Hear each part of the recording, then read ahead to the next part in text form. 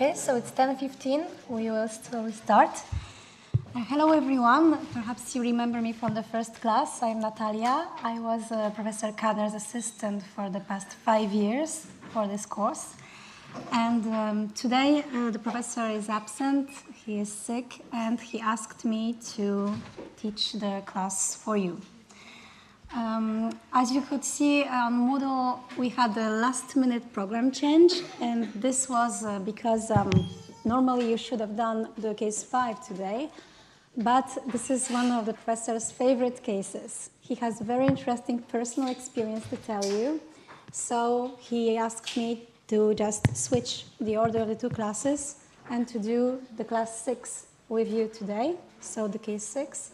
And he will see with you case 5 after the free study week, so once he's back. Okay, so I will just start by telling you quickly that we received the first information about the date of the exam. It will be on Friday, 16th January from 9 to 11. This date is still subject to change. You will receive the final date in your Moodle portal in your final convocation for the exam, but if it helps you already to plan your session, so here it is. And finally, some exams at the faculty are done on your personal computers. It is called the BIOD program, but this class is not participating, so it is a classic exam with pen and paper. You have to write with black or blue ink, but electronic devices will not be allowed. So, since we have a very long chapter today, let's start. First, you still have the case 5 before you, and case 5 will be the last case in the first part of the semester, which is dedicated to contract formation. But since we are doing case 6 today, so I'm just telling you that this is the first chapter of a new part of the course, which is dedicated to contract performance. So here, just you can imagine that you have the contract is already formed, and the question we are asking is what is when one of the parties does not perform, so either the goods are not delivered or a service is not performed, so what means does the other party have at her disposal? And most importantly, can she demand the performance? I will follow for this class the structure of the professor's lecture, so I will pass some more time on some issues and be a bit quicker on others. And if you have any questions, you can come see me during the break, or you can simply ask my colleague Luisa during her office hours. The objective is just to do during this class what the professor usually does. Okay, so on the first page of the case, we gave you 2 quotes. And this is a good introduction to the issue. And these quotes represent the general stance that you can find in the 2 big legal traditions, so the common law legal family and the civilian systems legal family. Starting first with the first quote, let's read together. The only universal consequence of a legally binding promise is that the law makes the promisor pay damages if the promised act does not come to pass. So the principle in common law, the general first principle, is damages. Now we are only looking at the issue without reading the materials. We are just looking at what are our starting points. So in common law is damages, and here you have a second quote. We used the example from Switzerland, but it's really representative of most civilian jurisdictions. And here I will read you in English. The right to initiate legal proceedings to obtain a judgment requiring the debtor to perform is seen by Swiss law as an inherent component of all individual private rights. So the performance is the rule. And at the first glance, without even reading the chapter, your first impression is that the starting points couldn't be more different. On one hand, you have the damages, and on the other, you have, as a general rule, the right to request performance. So now going through the materials, the first material is the CISG. Oh, before passing to the materials, I forgot our case scenarios. The typical method of the professors to use scenarios, and I used some small icons to represent what scenarios we have for today's class. If you haven't read the case, because it was a last-minute announcement, perhaps at least you read the scenario just to have in your mind what we will be talking about. So in our case, we have 3 different scenarios, and the first scenario had 2 sub-options. So the first is the sale of a painting, the second is the sale of some standard machines, and the third is a service contract with a contract with a singer who is to sing. So just to give you some small cultural introductions, the first part is a painting by William Turner, who was an English painter at the turn of the 18th and 19th century, and he was a romantic painter and specialized in landscapes. If you take the comparative tort law class in spring, this is the picture which is on the cover of the book, not for contracts but for torts. So we used a Turner painting so you can see his approach.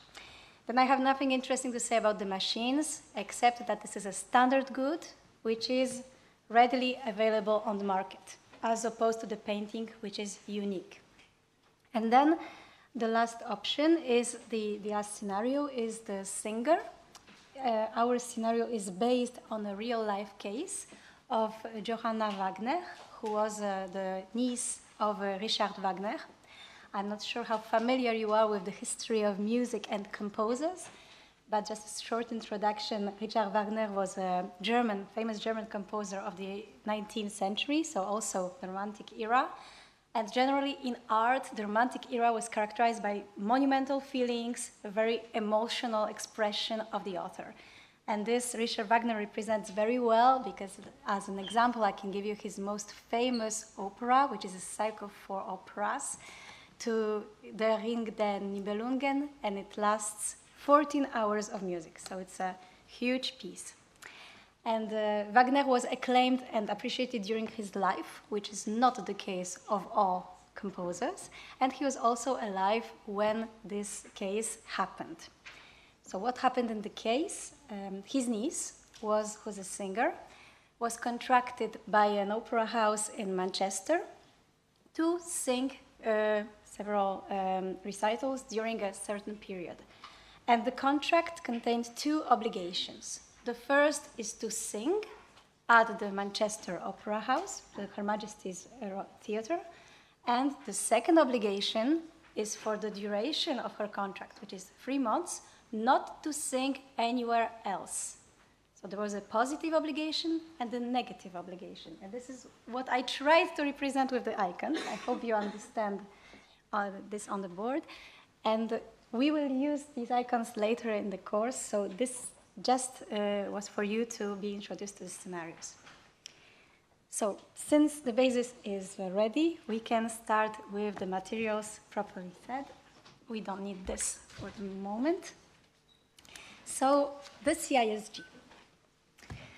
With the CISG, we will not yet resolve our scenario, but I want to show you what is interesting about the CISG. So did some of you have the time to read already the materials? Okay, so reading the CISG, what is your impression? Is there a rule for performance or not? What's the CISG stance? Yes? Yeah, there's room to require performance, but in Article 28, the rules give power to the national courts. Excellent. So I will just repeat for everyone. In the CISG, you have at first a rule, which is composed of Article 45 and 46 together. And when read together, you can see that if the seller fails to perform his obligations, the buyer may exercise the rights provided in 46 to 52. And in 46, indeed, you find in the first paragraph that the buyer may require performance. So you might have the impression that this is the general rule of the CISG. However, you have this Article 28. And what does the Article 28 say? As your colleague just said, that this is left to the judge. So the court may order performance unless, we read, unless the court would not apply it under its own law in respect of similar contracts of sale not governed by this convention. So, in other words, the judge may not order performance if he would not do so under his internal law. And according to you, why do we have this Article 28 in the CISG? Yes? To allow the convention to be internationally ratified, because otherwise there would not have been consensus around. Yes, and what was the problem of the consensus? Because if also common law traditions Excellent. apply to this performance, they would not ratify. Yes, thank you very much. So indeed, the CISG, don't forget, it is an international convention. And the objective of each international convention is to have as many contracting states as possible. So the objective here was not to impose a rule on performance on common law jurisdictions, because as we just said, as we just saw with the quotes, it is not obvious that the common law judge would order performance. So in other words, this Article 28 allowed the judge to respect his own rule in his own jurisdiction. And so a common law judge under the CISG is not obliged to order performance. And this worked because, as you know, the United States of America became a contracting state. So it was half a success. However, as you know, the UK is still not a contracting state of the CISG. However, the accession of the United States was already important because it's a big player in the international trade. So it was something good. Then we pass to the next jurisdictions. Here I will go a bit quicker as I announced. We have Quebec, and the Netherlands, Finland, Denmark, and Italy. And in all these jurisdictions, when you read the provisions which we gave you, you find that there is a right to demand that the obligation be performed in full, that the nature of the obligation the person will be ordered to perform by the judge, that the buyer is entitled to enforce the contract and to require performance.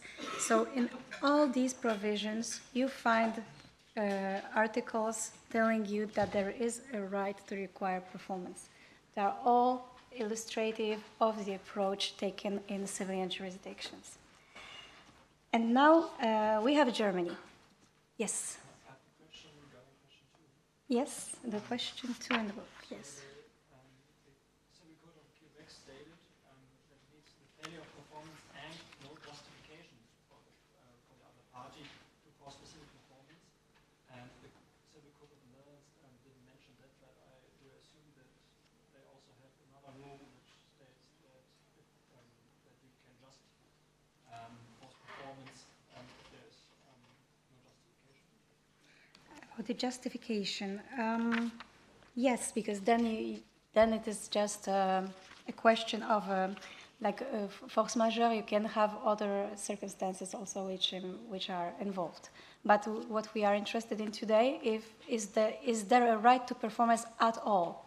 So we won't be looking at all the conditions, but looking at whether in general you have any chance to require performance.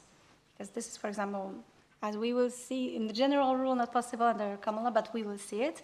However, here in the civilian jurisdiction, whatever the conditions, there might be some conditions, as you said, but the rule is that there is specific performance under the Code of Quebec, which is a civilian, it's a mixed system, but with civilian traits, as you know, as province in Canada. The other provinces in Canada are common law provinces. However, Quebec is the only province which has a civil code and a mixed system. Okay, so we can pass to Germany, and we will spend a bit more time on Germany. Yes? In Germany, the creditor may demand the right to performance from the debtor pursuant to paragraph 241. Yes. And this right has to be demanded before a court. So that court decision can be enforced, and this is regulated by the Code of Civil Procedure. And there are like 3 different scenarios which are regulated in the Code of Civil Procedure. How it is enforced, how the previous court decision is going to be enforced? Yes, thank you. Continue, or? No, I can. Perhaps we'll do a bit slower for the others as well. So, thank you. I think that we will finish the class very quickly if I let you speak.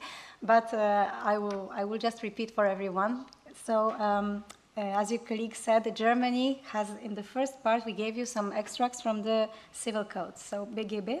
And here you have articles, paragraphs 241, 433 and 601.11. So these are, as your colleague said, the general articles which give you the right to performance. So this shows you that Germany belongs to the same tradition of civilian countries. The general rule is the right to require performance. And just as your colleague said, these articles confirm that the creditor has this right. But as you know, any right remains weak unless there are mechanisms which can enforce that it will be which can make it enforceable.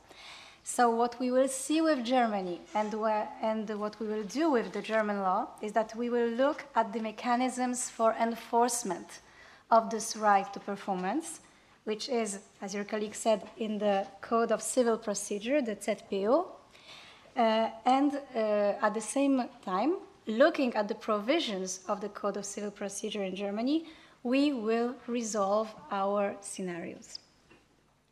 So what do we have?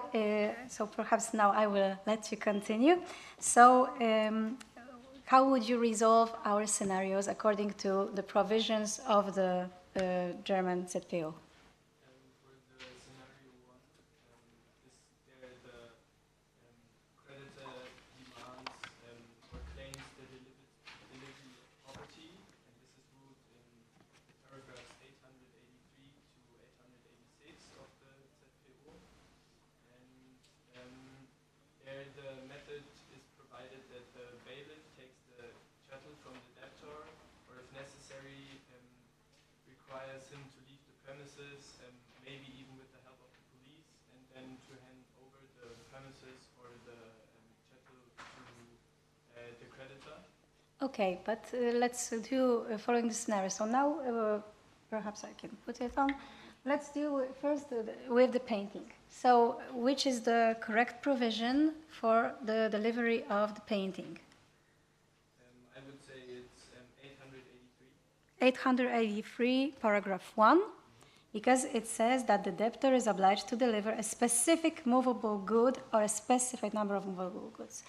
A specific movable good, this represents indeed the unique character of the painting. So 883, paragraph 1 is the correct basis to confirm that you can require performance for the painting, so the delivery of the painting. And as your colleague said, this is done usually by the bailiff, who is a court official who can go to the premises of the seller, take the painting, and deliver it to you. So there is a means of enforcement. Isn't the right for performance stated in paragraph 241? Yes, that is what I just said, that 241 and the others from the civil code give the right, and what we are looking at here is whether this right can be enforced. So, in other words, yes, I'm asking you whether there is performance, but what I mean is that yes, the right to performance can be enforced in the case of the painting. This is the full answer, yes. So, 883, paragraph 1 for the painting. For the machines now. Yes, ma'am. 887, obligation to do something that may not be done by a third party. But could you find perhaps a rule that would be more adequate for the machines? Yes? 884, yes, because here we have a quantity of identified movable goods. So this is more adapted to the machines. And what would be the full rule? Can you require performance for the machines? It's 884 and? Yeah, I mean, it says provide a And then you pass to which article? It's in the text of 884. It's in the text of 884. Oh, 8831. Exactly. So this is what you can see, that the German stance is that even if you have a quantity of specified movable goods, so like a quantity of standard machines, you will still apply the rule, the same rule that you apply for the unique goods. So so 884 tells you that 8831 applies. So the legal basis for the right to performance for the machines is 884 with 883 paragraph 1. This is the full legal basis. And now the singer. Yes.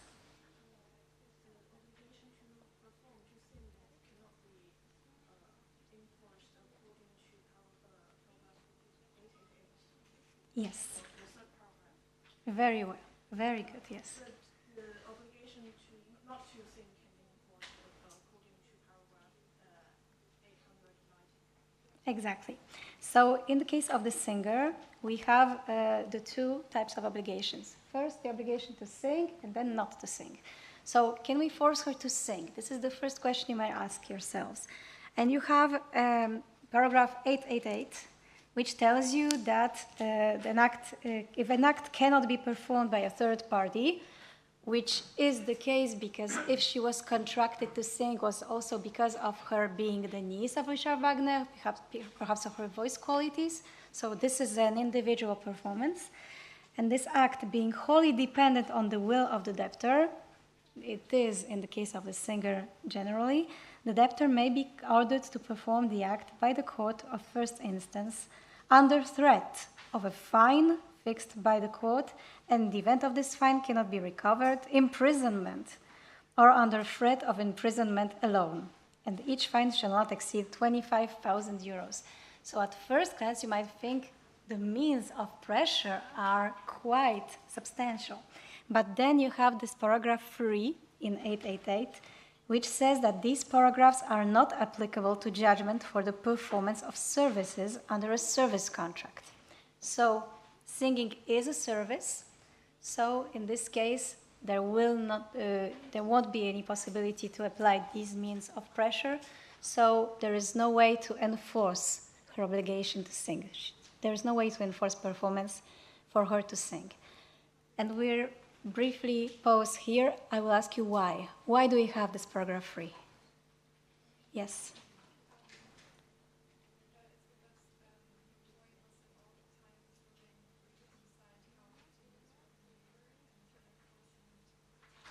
Exactly. So there is the element, I will let you speak in a moment, there is the element of forced labor.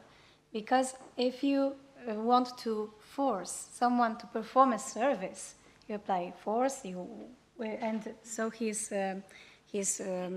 has to do it. And then it would be forced labor if you apply means of pressure as detailed in 888. So we have these common values which say that we cannot enforce forced labor. This is why you will not find a rule for enforcement of service contracts. This is the same with, as you said, forced labor, so with employment contracts, it's the same. Nobody can force me with imprisonment to work. So, yes, this is the reason exactly why we have this rule. You wanted to say? Yeah, no, Yes. I just wanted to say that there's also like the horizontal effect of human rights, of like fundamental rights, and that's why it's also not possible. Because, like for instance, in Germany we have Article 2 of their constitution that would forbid such actions. Yes, this is also, so against these values, like against forced labor, are also reflected in constitutional rights and in protection of human rights, as your colleague said. Exactly. So, yes, and now the obligation not to sing. As your colleague said here, but we can force her not to sing. Why? Because it won't be forced labor. She won't have to do any kind of work. She must simply not do something. So we should be able to force a negative obligation.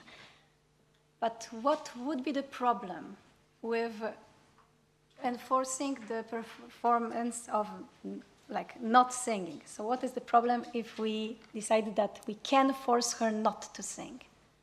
Yes. If she does sing, you can force her. What is the problem with saying that you can force her to not sing anywhere else? Do you see any issue with that? It won't be forced labor, however, yes? It denies her freedom to like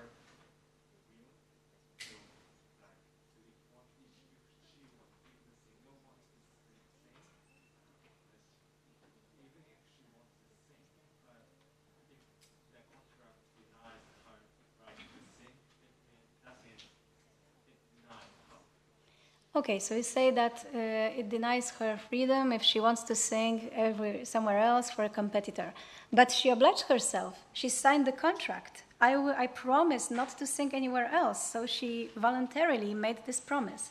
What's the problem with that? Yes. If someone is forced to sing, then she may not probably sing well. But if she's forced not to sing, then there's not that problem. Yes. Okay, so you add an element to what we just said about forcing her to sing. Indeed, also for artists, if you force an artist, you cannot hold the gun to an author's head and tell, now sing or write a book. There is a risk it won't be a huge bestseller. So for artists especially, you need also this freedom to create, for them to be creative. That is true. And you say that there won't be this problem if she is forced to stay put and not sing. But there is another problem with forcing her not to sing. What would be the problem? Yes. Exactly. Perfect. Exactly, perfect. So what the courts have to look at every time is the period for which the person promised not to work, for example, even not only for singers, but also some you can have an anti-competition clause that someone may not work for a competitor. So you have to look at the time, because what can happen? Let's take the example of our singer. If she promises not to sing for a very long time, say 2 years, she won't be able to, for her not to sing is not to work. So not to have any revenue, not to have money. And also for artists are quickly forgotten. So they might also be driven out of their business. And for this reason, the consequences may be so harsh of her not being able to do her work that she will prefer, after all, to sing. So the result of it will be that the court order will indirectly force her to do what it cannot force her to do directly. So it will indirectly put her in a situation where she is forced to sing, while normally the judgment would not be allowed to force her to sing. And this is the issue every time with this negative promise. So you have to look at whether it is proportionate in the light of the circumstances of each given case. So, for example, here we have a singer, artistic work. You have to look at the whole picture just to decide whether you can impose this negative obligation or not. Is this clear? If there are any questions? Yes.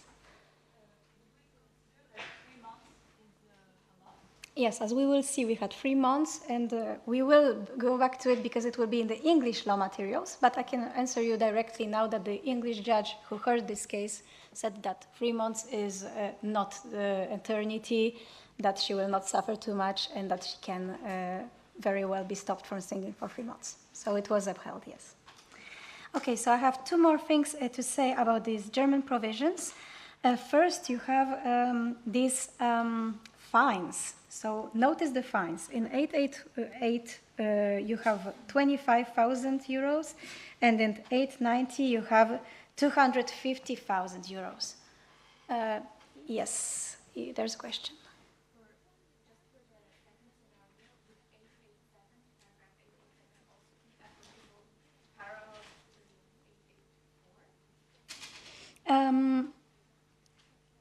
At the expense, but here it's more about performing at the expense of the debtor. So more he can get the machines elsewhere and then give the bill to the debtor and get it in damages. But this will not be direct performance by the debtor. So it's more 884. Okay, so now I told you about the fines. Let us look at this fine system that you have in Germany. And can you think about why the fines are so high? I know we have many German students in the room, but do you have an idea why these fines are so very high in these two? Yes. Maybe because if you don't pay the fine, you get coercive imprisonment, which is a very intense penalty. Yes. But if you have a very high fine, then they might still not be able to pay and face prison anyway. I mean, why the fines are so high? And so why is it so harsh? You mean you prefer to give a fine rather than imprisonment? So you want it to be harsh financially. But why is it so very high? Because notice, each fine shall not exceed 25,000 euros or 250,000. So each fine, they may accrue. They may be several fines. So they may amount to a huge amount of a fine, in millions. Why? Yes?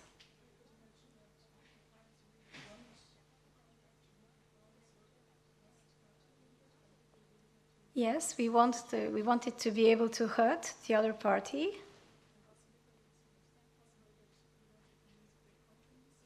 Exactly, yes.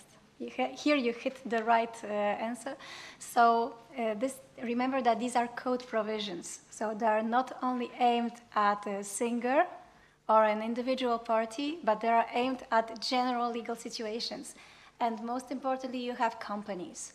You have big companies who have millions, who are earning millions, billions of euros, of dollars. And these companies will not be hurt by small amounts of fines. So we want to give the courts a leeway, some flexibility in applying the code provisions. If you imagine the companies, you can see a company that breaches unfair competition rules, that infringe on IP rights, so that circulate counterfeited goods, for example. So there are infringements which pay so well that a small fine would be worth it, let's say, to breach the law. So then if there is a company, it's always good for the judge to have this flexibility and see the situation and be able to impose a fine that, as you said, would hurt. So that would be felt and will be a real means of pressure to seize the infringement or the unlawful act. So this is the reason why we have the amount of fines is so high. And the second thing is, could you think of a situation where 888 paragraph 3 will not apply? So I'm asking you if there is a kind of obligation which cannot be performed by another party, but in which case you will be able to apply all these means of pressure. So the fines, maybe the imprisonment, but which would not be excluded by paragraph 3.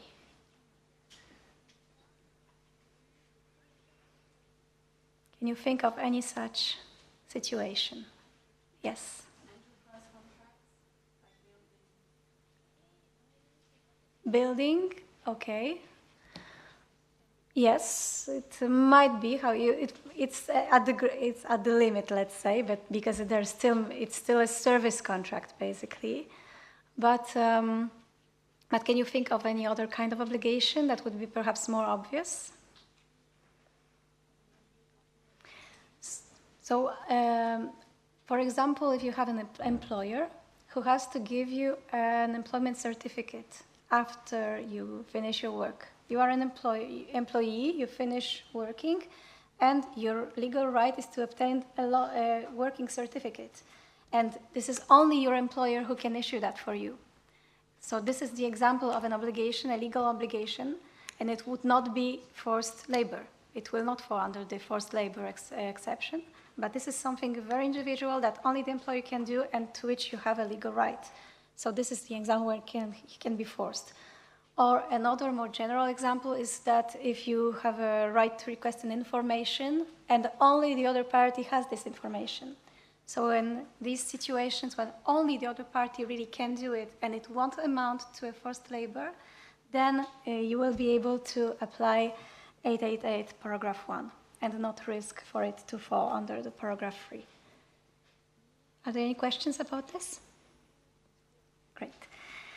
So, yes, so there, as we saw, German law is, we saw an example of a systematic interpretation of a code. Because to be able to know what are, as you said, you have the Article 2 in about human rights, about some values, we had to interpret also the provisions of the Code of Civil Procedure in light of all the code and what the approach should be to each kind of obligation and whether performance should be available. So I will just repeat that for the positive obligation you had 888 paragraph 3, so she cannot be forced to sing, and you had 890 paragraph 1 for the negative obligation, where she could be stopped from singing elsewhere. Then you have a very nice extract by Zweigert-Kurz in your materials. I advise you very warmly to read it because it's very well written, and especially if you had trouble understanding what our chapter today is about, or you want to start, you haven't read yet, and you want to start reading it, at least the first part, because it gives you some examples. It really introduces you well to the issue. I liked it very much when I was a student, so I can only recommend it to you. And also see that when we speak about different issues, like what I said, for example, about we cannot force her to sing because it would amount to forced labor, we give during each class this semester, so in each topic, we give arguments. And these arguments are very important during the exam. So whenever you read your materials, like in Zweigert-Kurz also, you have some sentences which relate to the painting, the machines, or to the singer, to the creativity. Each time you see an argument, just underline it, because to be able to find it quickly during the exam. Because during the exam, we will ask you to provide arguments, and we will ask you to provide the references for these arguments. So, for example, if you give an argument on forced labor, it would be good to say Zweigert-Kurz and then say the book page on where you can find it. So this is the good thing to do for each of the classes this semester. Just look, be very attentive to the arguments when you read your texts and to the arguments we mentioned in class. So this is a good recommendation. So now, we still have a bit of time, so we can start with France. So France is another jurisdiction of the civilian tradition, which also has the general rule of enforcement. And you have the Code Civil. The first extracts are from the Code Civil. And you have, and it is from 2016. So France had the Napoleonic Code from 1810 and made by Napoleon. So they modernized their code substantially in 2016. And the provisions we gave you here are from the code of 2016. And what we find here about performance is first 1103, which codified a previous jurisprudential rule that the contract is law between the contracting parties. And this is representative of the French legal thinking, but also already gives you a hint to the stance on performance. Because if a promise is a law, then the law is that you have to perform.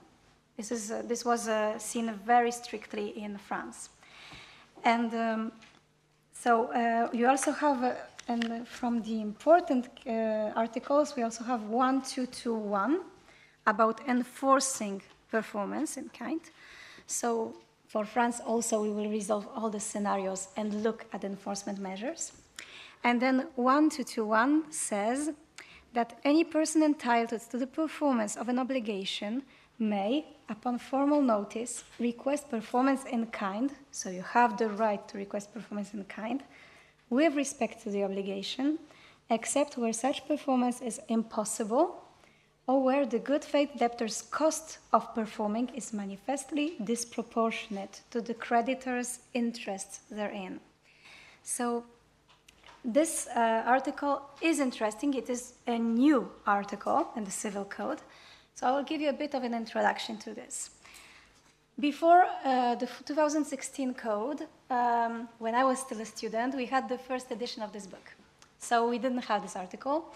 And instead, we had 2 pages of a court ruling of the Cour de Cassation.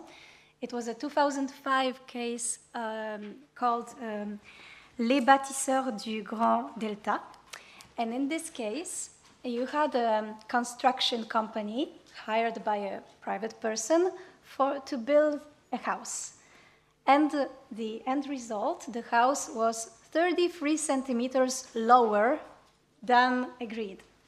And the case mounted to the Supreme Court, which is the Cour de Cassation in France, the Cassation Court. And the court decided that the contract is law between the parties, demolish the house and build it again. And this was a drastic interpretation of the rule that the contract is law between the parties. It could even, and it drew a lot of criticism not only in France, but also in foreign jurisdictions who had, as you know, ideas circulate, who read this French case, because it was thought very disproportionate. But this was how the approach in France was interpreted to be very, very strict to this rule about the contract is law. And so in a future reform in 2016, France decided to add to the code this article 1221 on as a guideline for the court how to order performance. So now we find in this some leeways, some limits about performance being impossible and about the proportionality, so about the cost of performing versus not performing. So this was important development in France. And can you think, perhaps, like it's difficult for me to do today because I don't want to punish you if you haven't read the whole text of the chapter. You had only 2-3 days for that. But do you have any idea, perhaps, where France took the inspiration from for the text of 1221? Did you notice any other provision? Well, if you haven't, I will just ask you if you could go to the PECL, so the Principles of European Contract Law, so-called Lando Principles. And here I will tell you a bit of a story, because in the beginning of the years 2000, 2010, there was a movement in European law to have a European civil code. So trying to draft a civil code that could be acceptable to all the jurisdictions in Europe. And there were 2 jurisdictions who were particularly opposed to this. It was the UK and France, because they thought that their own legal tradition was good, was very good, and so they wanted to keep it. And it was better than any kind of attempt at having a common European code. So the French legislator, wanted to keep his own law, but at the same time he looked at what was happening in the works at the European level. And the Lando Commission, so the legislative commission at the European level led by Ole Lando, developed the PECL principles, and among them a principle very similar to 1221. You have it at the end of your chapter under the PECL section. So you have the performance would be unlawful or impossible. The debtor would be cause unreasonable effort or expense. They looked at the criteria that the PECL came up with, and they decided to use it in 1221. So this is an example of a good inspiration from also what is happening around you. And 1610 finally just confirms that there is this right for performance in the context of a contract for sale. It is 11. I will now give you 15 minutes break. We'll resume at 11:15.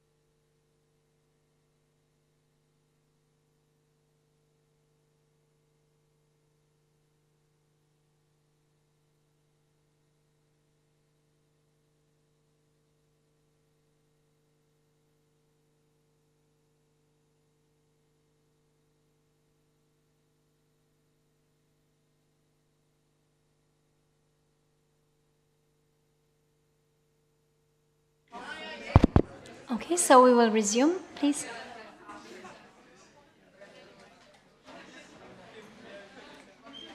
So, we saw for French law in the articles of the Civil Code that there is a principle, a right to performance.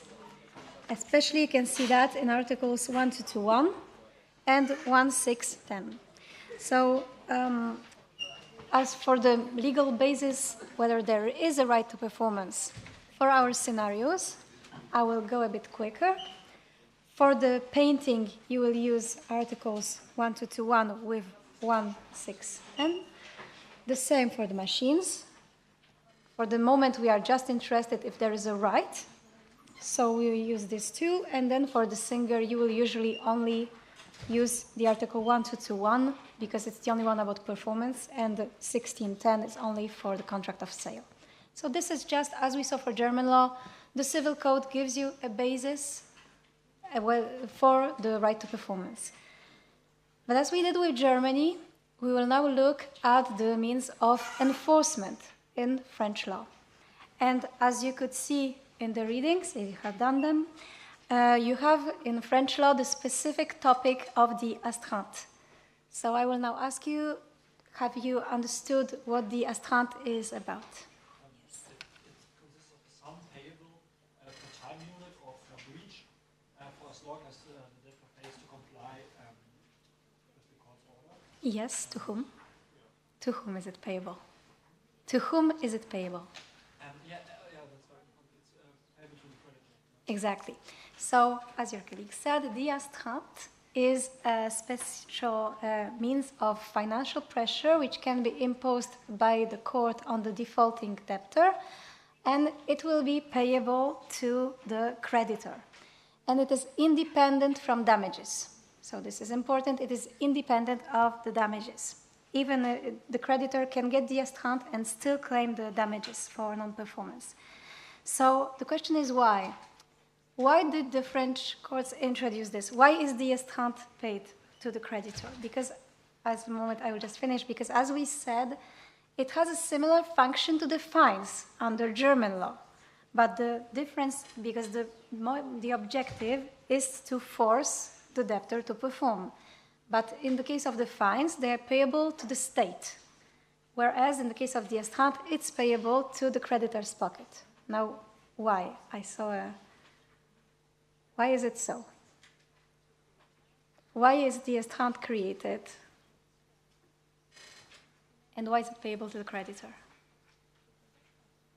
Yes? Actually, the astreinte has a similar aim in German law, as you said.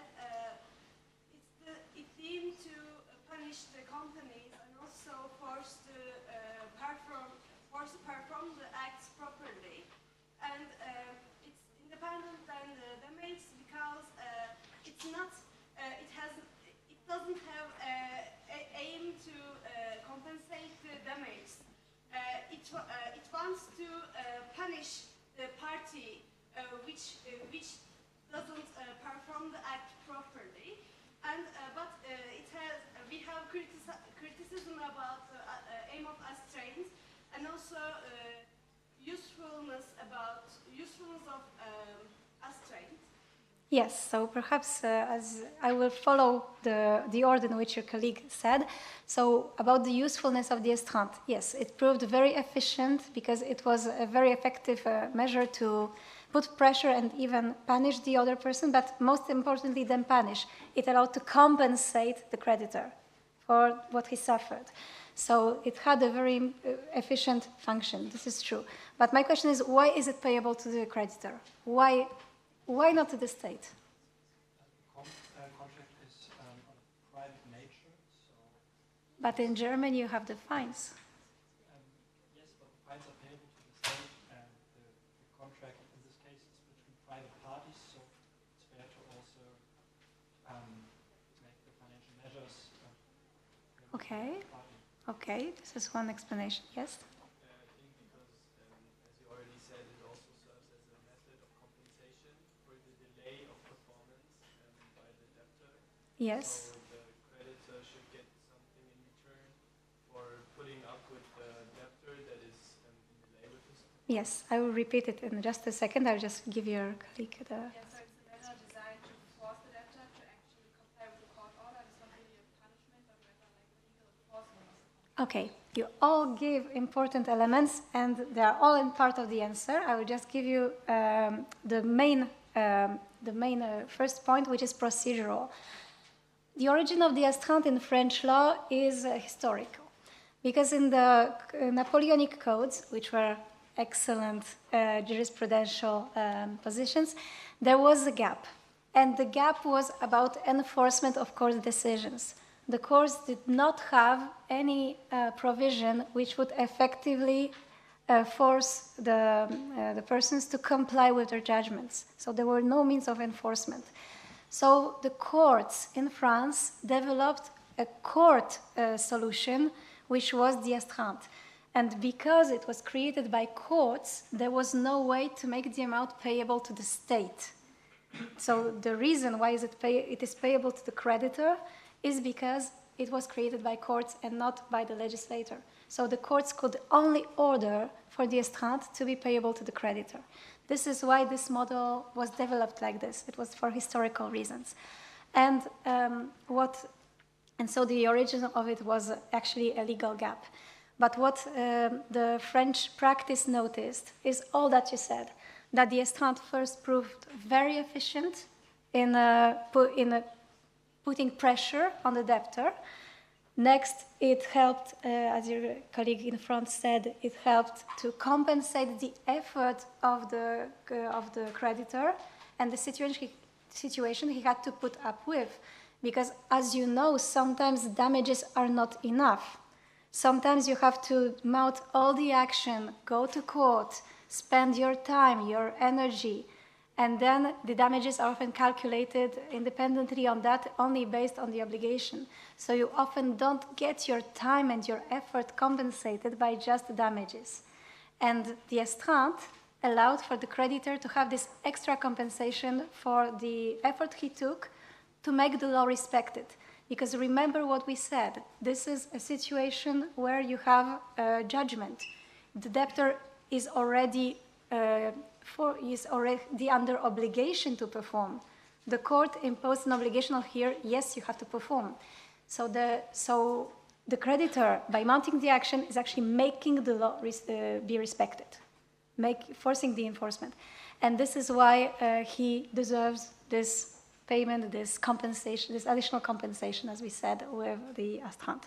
So it proved very, very efficient. And also, if there are commercial parties, if there are companies, it also allowed the courts to have discretion to the amount of the astreinte and to put this additional pressure. For example, if you have an infringement of IP rights and you have some counterfeited goods on the market, putting periodically the astreinte, being able to give it several times for it to accrue to a big amount for each period, so I don't know, for each month, for each week that the goods are still in the market. This put a real pressure, and it actually helped for the debtors to actually comply with their obligations. And so the astreinte was judged very, very efficient. So efficient, actually, that after you have this part on the Cour de Cassation by comment with Holo, we gave you an extract from the Code des procédures civiles d'exécution, because the French legislator actually decided to codify the astreinte. So the astreinte was codified, and today we find it in the code.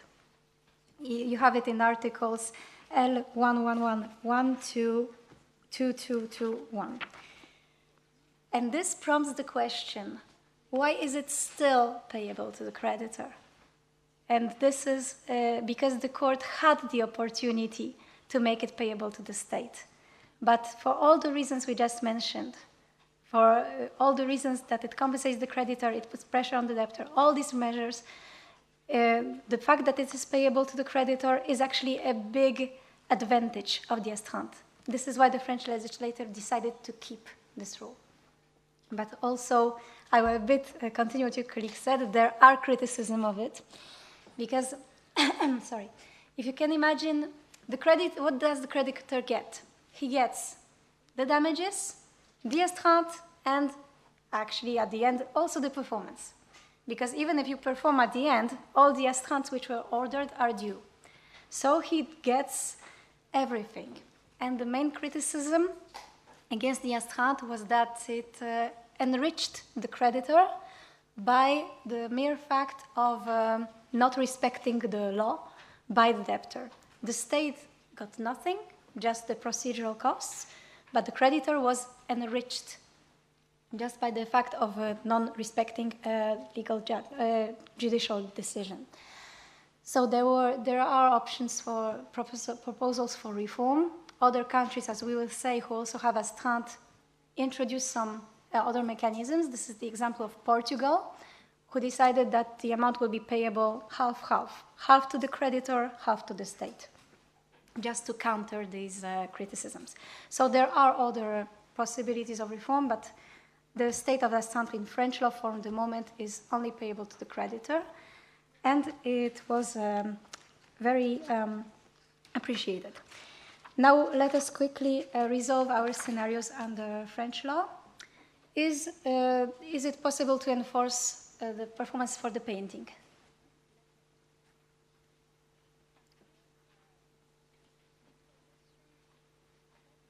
Yes or no? Can he? Yes. Yes. As we saw, Code Civil 1221, 1610, there's a right to performance, and also you won't need the astreinte probably, or it may be ordered if you still have the painting with you, but it can be ordered. Then the machines, the same legal basis. Now the singer. What can you tell me about the singer in the context also of the astreinte?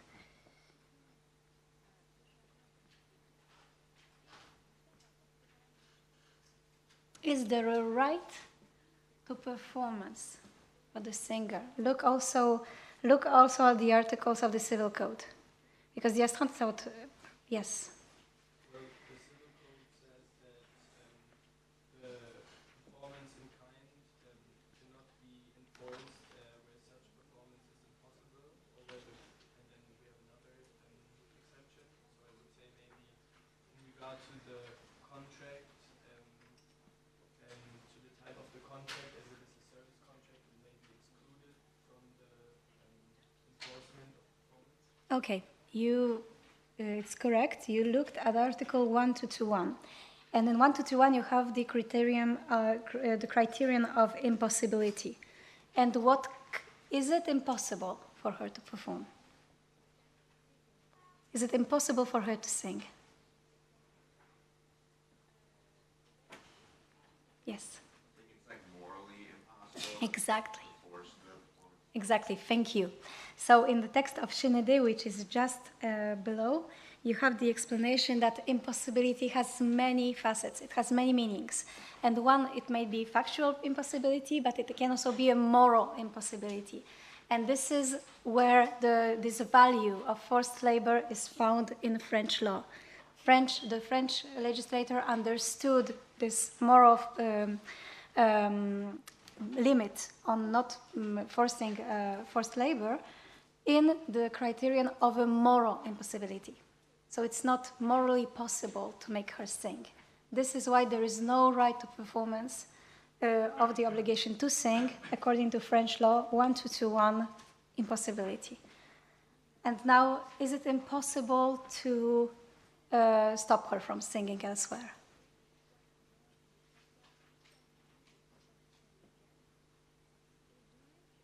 According to you.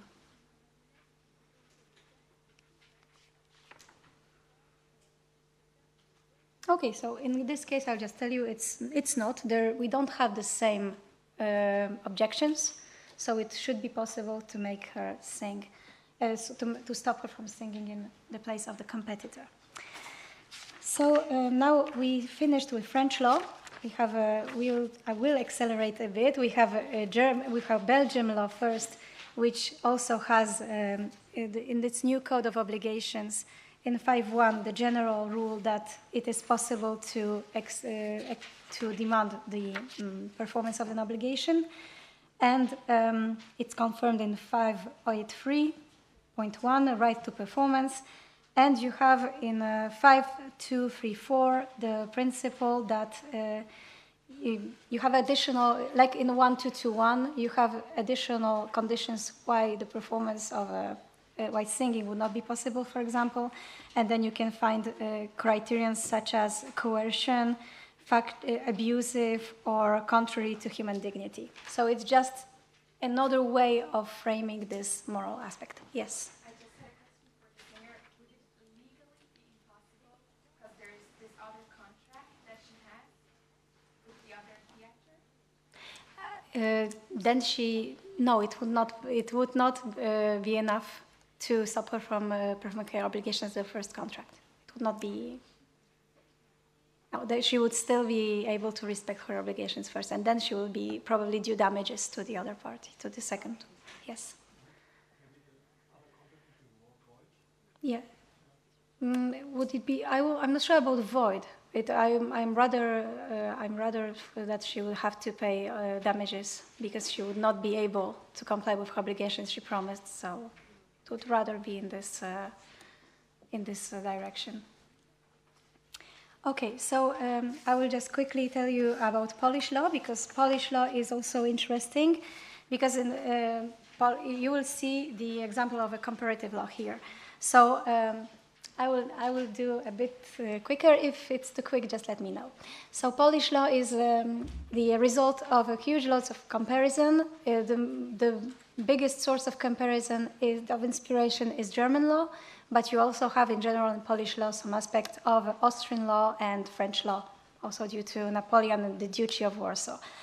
So for the provisions we gave you here, you have it in the footnote that the Polish civil code provision and the procedural code provision reflect almost identically the provisions of German law. So these are almost identical. However, what we gave you for Polish law are the new provisions about enforcement of obligations. And these show you that in 2011, Poland had a system of fines. German model had a system of fines. And in 2011, the Polish legislator introduced the astreinte in addition to the fine. So they didn't have to. There was no gap. They had the means of enforcement. However, they decided to give the court the option to choose between the fine and the astreinte for all the reasons we just mentioned, for all the advantages of the astreinte. And also in the Polish extract, which we gave you from Reciński and Pietrzykowski, they mention another argument, which is quite funny. It's the psychological aspect of the relationship between the parties. Because usually when you have non-performance of an obligation, the situation between the parties, and there's a case in court, is bad. There is bad blood, the parties do not like each other. And so they notice that there is this psychological effect that the debtor would accept more easily to pay the fine to the state rather than to enrich the creditor with the astreinte. So also, I'm not sure if you understand, but he just doesn't want to give more money to the other party.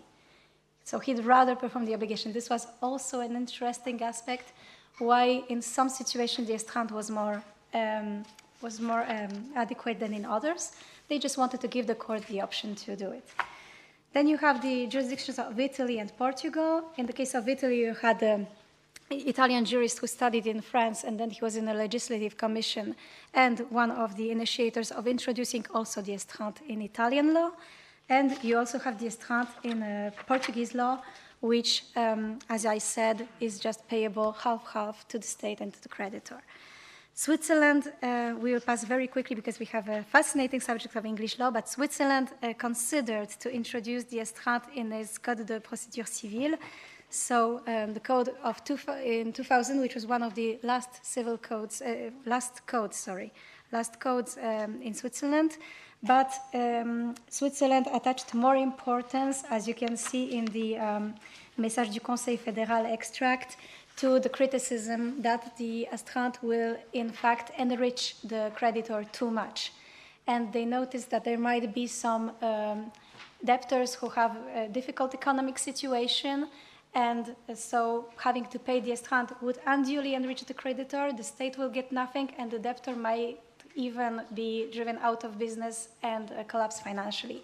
So for giving more weight to this danger, the Swiss legislator decided to keep the German model of fines for Switzerland and not introduce the estrade. But he considered it, so we just wanted to show you that some jurisdictions decided to introduce it, some others not. Okay, so now we have English law, and it would be a pity not to have the time to discuss it. So, English law. We have now finished discussing the jurisdictions which had the civilian approach, so the approach that the general rule is performance. We pass now to a common law jurisdictions. And in common law, as we saw on the first page, the general rule is damages, so we can expect that it will be somehow different. So, English law and common law, as you know, was not developed from codes, but rather developed from practice and from court decisions. I will just try to quickly tell you the story that you have in the Peter Shears and the Stevenson extract, but then read it because it's a very fascinating material. So English law developed around practice, around decisions, and to be able to have a decision, you had to go to court. The courts were considered royal courts, and the judges were thought to have the power to adjudicate, which came from the king. So they were the king's courts. And to be able to go to court, you had to use a standard form, a type of action, which was called a writ. If you have had your classes on Roman law, you may think about the actio. So actio publiciana, actio negatoria, reivindicatio. You had specific actions which even had names. And it was the same in England with the writs. And the usual construction of a writ was that you have a type of writ, so not to trespass my land. Then you had the description of the facts. And then you had the third part was the type of remedies that you can claim. And these types of writs were very specific, and you could only go to court if you could fit your facts within an existing writ. There was a writ for torts, so for loss caused by the fault of another, which was developed very early, and then the only solution was damages. But since there was no solution for contract, this writ was extended to contracts with future practice. However, the remedy did not change. So the remedy was still damages. And this is why in English law we inherited this general principle that the rule is damage payment and not performance. So we had these writs. To sum up, if you couldn't fit your facts within a writ, you couldn't go to court at all. And even if you could fit your facts within the writ, you still could only claim the remedy which was provided for in the writ and not other.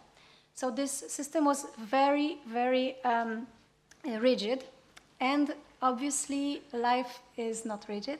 So there were situations where people wanted to have an access to court and wanted the case resolved, but they couldn't just use any writ. So what they did, they went to the Lord Chancellor. The Lord Chancellor was the first official in the kingdom, the right-hand man of the king, so the second most important person after the king in the country. And as such, he also wielded the king's judiciary power. So the people went to the Lord Chancellor and asked him to decide the individual cases. And the Lord Chancellor did so. He did so first individually, then he surrounded himself with some other officials, and de facto creating a parallel line of courts in England. And his work, so the judgment issues by the Lord Chancellor and then by the Court of Chancery, became the source of what we call equity. So the decisions of the king's courts we call common law with a small c, small l. This is the common law, and as a source of law, and the decisions of the Chancellor and the Court of Chancery are called equity. Why equity? It's because it is based very much on the principles of justice, of what should be right, and also because most law chancellors were historically ecclesiastics, so playing a lot on the issues of good faith, of morals, of being a good religious person. So basically, equity said that equity acted on the conscience of the defendant. On his conscience, he was obliged to act in such and such a way. And you have all this introduction on equity in the book, which is also the topic of my thesis, as a side note. So why is it important in our case here? Because in some cases, damages were not enough. So you wanted performance. And this is why within this jurisdiction of the Lord Chancellor, there were developed solutions for that. Just for you to know, I'll just tell you that today there are no two separate courts in England. They were merged by the Judicature Acts in 1873. And now in the High Court of London, you only have the three divisions of the High Court. So you have the Queen's Bench or King's Bench now, you have the Family Division, and you have the Chancery Division, which is the successor of the Chancellor's jurisprudence. So we don't have any more even different judges. You have the same judges, the same buildings. It's just that if you want a picture, the judge changes the hat. If there is a case on common law, he's a common law judge, and if there is a case on equity, he takes as his law equity, and he's an equitable judge. This is basically how it works. But what is important for our case? One important means which was developed within the Chancellor's jurisdiction is the so-called specific performance. And you have it in your extract of Major and Taylor, so just after the historical part. You have an explanation of what the specific performance is.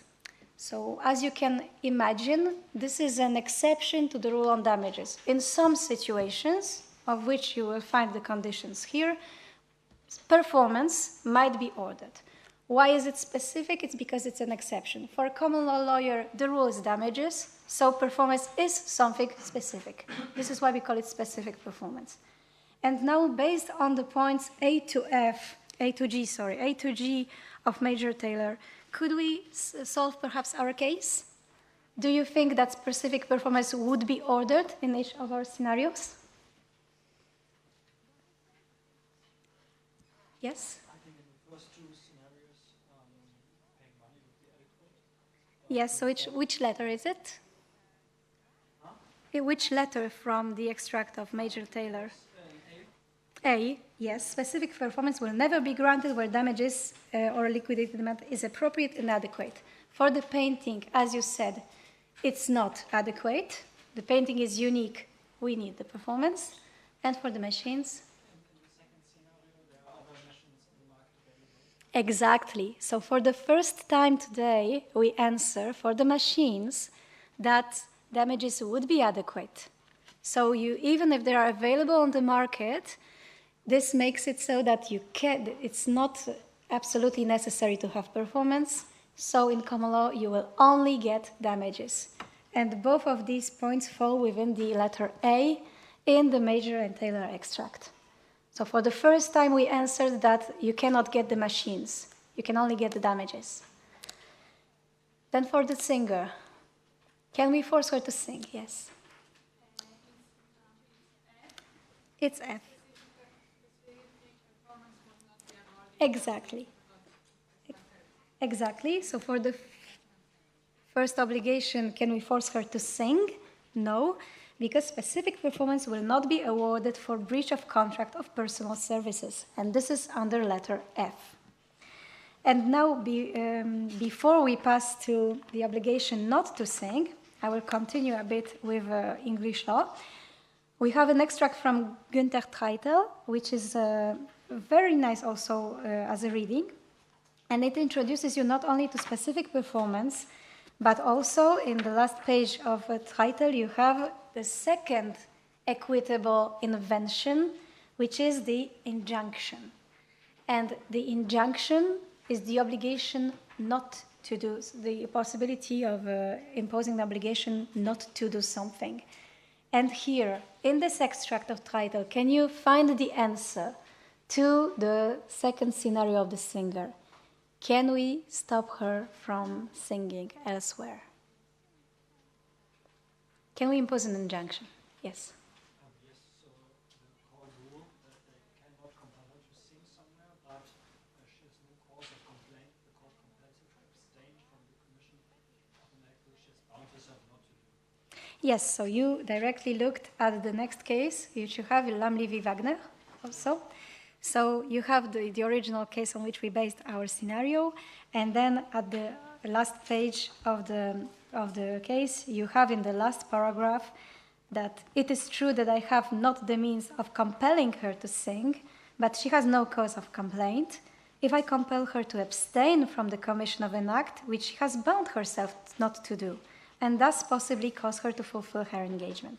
So the court said, there is no reason for me not to order that, and this will not force her indirectly to compel and to perform. And the last line you can see, though in continuing the injunction, I disclaim doing indirectly what I cannot do directly. So this is the leading case for the injunction, and it is also mentioned in the title extract as the Lamley v. Wagner. And it is said in the title extract, which is a commentary to it, that the claimant's right not for her not to sing for 3 months, which she promised, she was restrained by an injunction to upkeep her negative promise, and that there was no objection to granting the injunction unless the pressure is so severe as to be for practical purposes irresistible. And it was ruled not to be the case in her situation. However, in the last part on the injunction in title, you have another example, and it is of a pop group, so musicians, who hired the manager for a 5-year contract. And then the situation soured between them, and they wanted to part with the manager. And the manager brought a case in court that you promised to stay with me for 5 years. I want to keep your promise and keep me with you for 5 years.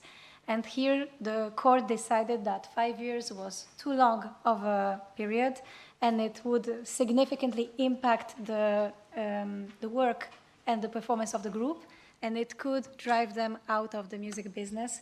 So the court ruled that in this case, the 5-year period was excessive and did not grant an injunction. So this is the injunction was not to hire another manager, and we'll continue working with this one. So this is the example where actually it was considered to be too much. And you also have the specific performance, which was actually, we could say, codified, so put into legislation in England in the Sale of Goods Act of 1979. If you have read the introduction about English law, you know that most of the law is in the cases. However, in some very specific areas, the English legislator intervenes. And then, if there is an intervention of the legislator, then it takes precedence over the court's decisions. And one such act is the Sale of Goods Act of 1979, and then in Section 52, specific performance was codified, so it is now also sanctioned in the positive law in England. So then we have the United States. So can you quickly tell me the basis for the solution of our scenarios in the US law? Yes. So in the US Uniform Commercial Code, specific performance may be decreed where the goods are unique or in other proper circumstances. So in case scenarios 2 and 3. Exactly. So you have the UCC already tells you the general rule, so for commercial matters. So if the goods are unique or proper circumstances, in this case it's mostly the painting, so it follows the approach of English law to the machines. But you will have it also in the restatement of the law. You find Article 359, which says the effect of adequacy of damages. So specific performance or injunction will not be ordered if damages would be adequate. It's the same as we saw in the Major Taylor extract. It is adequate for the painting, which is unique, but it's not adequate for machines which are readily available in the market and standard. And then you have 360 on the factors affecting adequacy. You also have difficulty of procuring a suitable substitute for performance. And here it touches a bit on the issue of the singer. But mostly 367, you have a promise to render personal service will not be specifically enforced. This is actually the obligation to sing. And then in paragraph 2 of 367, you could say that this is the obligation not to sing because it talks about the proportionality and possibly leaving the employee without other reasonable means of making a living. So this allows you to see whether the injunction should be ordered or not. So basically, US follows the English approach. Then you have quickly now because I want to do with you what we usually don't have time to do in this class, so I want to have a few minutes at the end. You have the model laws. And in the model laws, could you tell me which solution they follow? You have Unidroit, you have PECL, and you have the DCFR. Yes. I would say they all follow the same solution, and that is that the general rule is that performance can be granted and enforced, but there are specific exceptions where, for example, also for a service contract, the performance shall not be required. Okay, and do you see any difference in between them? Are they all identical, or is there a specific difference? Because I will repeat for the recording, your colleagues said that they all sanctioned that performance should be made possible. So there is performance. But is there perhaps an exception or one thing which is different in one of the model laws, which cannot be found in others, or which is missing in one, and which can be found in others? Yes. Usually one of the exceptions is that if a party can reasonably obtain the performance from another source, then there will be damages, but it's not in the DCFR. Exactly, excellent. So the Unidroit and the PECL have this fourth exception, which, for example, if we take the PECL in 9102, paragraph 2, letter D, you have the exception that the aggrieved party may reasonably obtain performance from another source. And if you read carefully the provisions, you will see that in the DCFR, in paragraph 3, ABC, you do not find this fourth exception. And this changes for the machines. So, in other words, the Unidroit and the PECL follow more English law on this matter. So, the machines are available, you can just get them, we will not order performance. Why performance would be possible under the DCFR, which is in consequence closer to the civilian tradition. So, and at the end we finish with Chinese law, and Chinese law also did not introduce this fourth exception, like the DCFR. Now we will do a quick sum up of what we just said. So these are our answers to all the scenarios for each of the law. For German law, for French law, Polish law, English law, US restatement, Unidroit, PECL, and DCFR. And now my question to you is, because let's come back to the beginning. We said that the starting points couldn't be different. We had this first impression that the common law, you will get the slides, so there's no need to take photos. I'll give them to you, don't worry. But you had this big impression that the stances of the legal families were completely different on this matter. And do you have the same impression now when you see our answers according to all these laws? So this is my first question. Do you have the same impression that this is completely different? And the second question is, where does it matter? So first, do you have the impression that this is completely different between?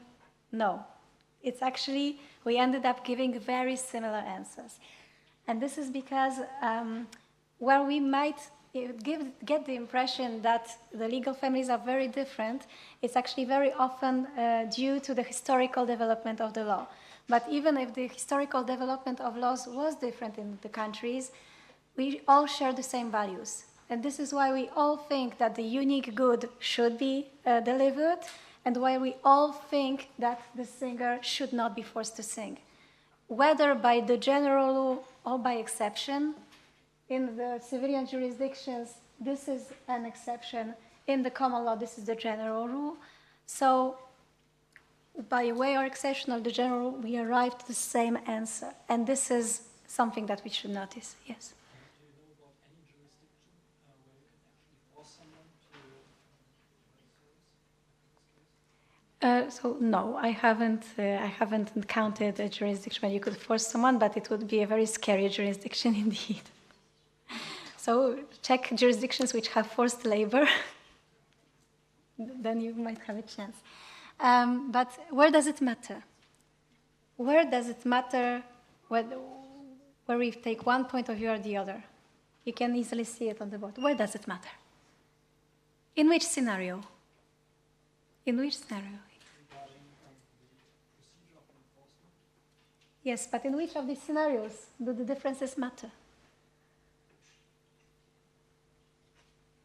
Yes, the second one, exactly. So this, yes, where does it matter? This shows you that we did all this class with all these different scenarios to show you that the topic on the right of performance to a contract, actually the differences matter only in the context of goods which are standard, which are available readily on the market. Only in this situation, the different approaches matter. So this comparison helps you to identify exactly on which issue you have to debate where you are thinking about finding some common solutions. So now I can ask you, we have a bit of a time, so I'm asking you, do you have any arguments? According to you, which is the best approach for the machines? Which is the best approach? What convinces you most? What are the pros and cons?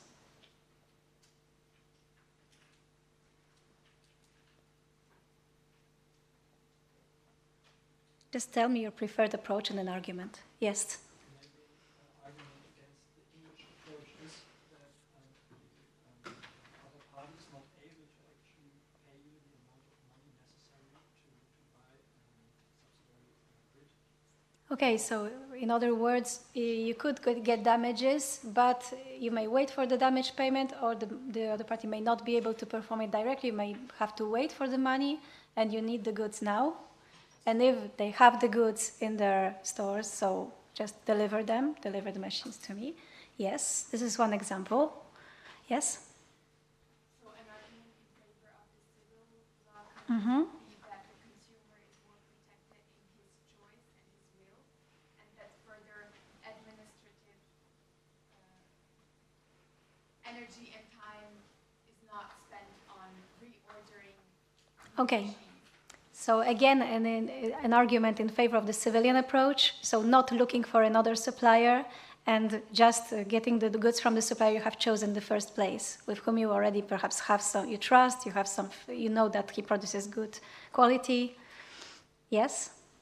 Yes?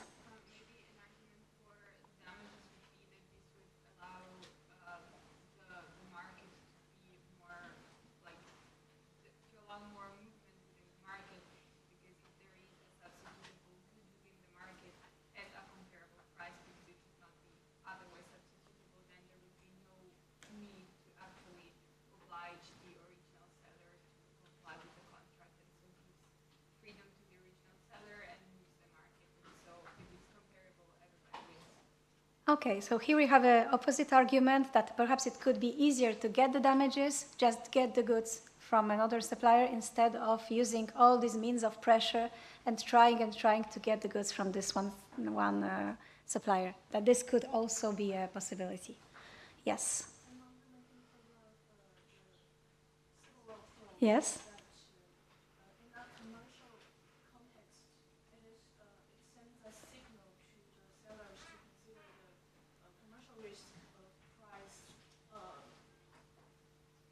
difference. Yes? Price might change so that they exert the risk to the seller when they make the contract. Yes, okay, so there's also the risk of the price. So if I understood you correctly, he might, if somebody were to ask for the machines elsewhere, the price would be higher. So it's better to just deliver with the price that they sold, right? Okay, so yes, the last argument perhaps, yes? Yeah, I would also say that in terms of the national economies, time and reliability are very important,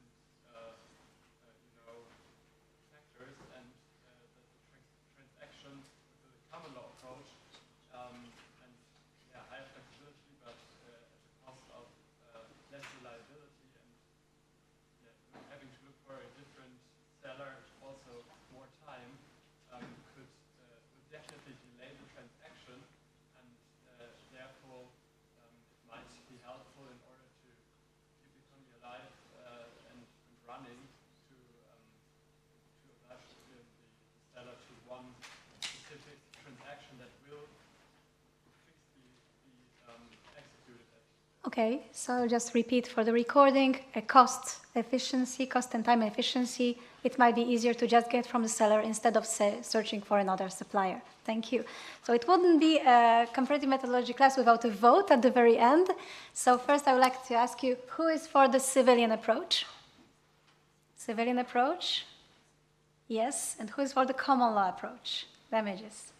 Okay, last year it was half-half. So now there is a clear preference for the civilian approach. Thank you. So here I give you just your tables at the end of the book. Just have a look at them, because here you have the two stances, general for this chapter, about the general rules and the exceptions. And for next class, as you know, after the free study week, please read the Battle of Forms, case 5, but you probably already have read it. So thank you very much for your attention today, and have a very nice day and weekend. Thank you.